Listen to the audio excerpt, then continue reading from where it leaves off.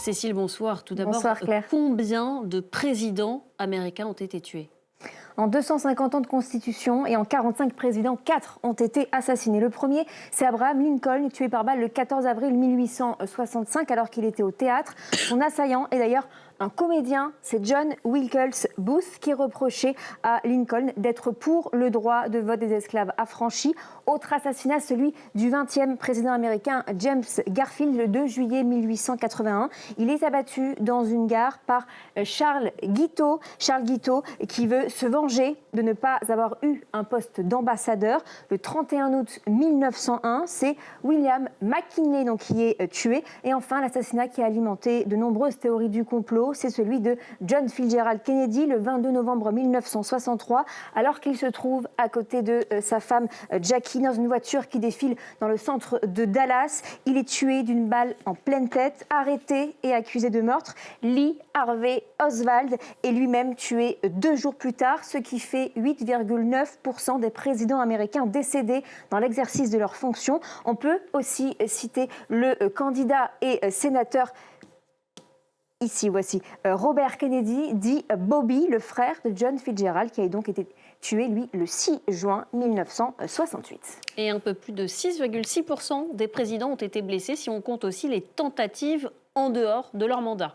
Oui, c'est le cas de Theodore Roosevelt qui a été blessé par balle le 14 octobre 1912 alors qu'il tentait de se faire réélire pour un 3e mandat. C'est son discours de 50 pages et son étui à lunettes rangé dans sa poche qui ont freiné la balle, qui a pénétré quand même dans sa poitrine. Il a quand même prononcé son discours de 90 minutes avant de se rendre à l'hôpital. Le 30 mars 1981, c'est Ronald Reagan qui a survécu alors qu'il sortait de l'hôtel Hilton à Washington, le même où samedi soir, un homme a tiré des coups de feu lors du gala des correspondants. Le tireur est John, que l'on voit ici, Hinckley, un déséquilibré qui voulait tuer le président américain pour impressionner l'actrice Jodie Foster. Et le dernier, c'est Donald Trump, le 13 juillet 2024 à Butler, en Pennsylvanie, lors d'un meeting en plein air. Une balle transperce l'oreille droite de Trump qui s'effondre derrière le pupitre avant de se relever le poing levé. Cette photo fera donc le tour du monde. Il y a aussi un candidat à l'investiture démocrate qui a été blessé, c'est George Wallace, lors d'un meeting. Il est atteint de 5 balles et il restera handicapé. Et il y a aussi des présidents visés sans pour autant avoir été blessés.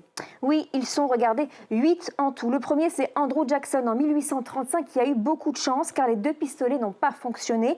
Franklin Delano Roosevelt, Harry Truman, Gerald Ford qui a été visé, lui, par 2 attaques la même année en 1975.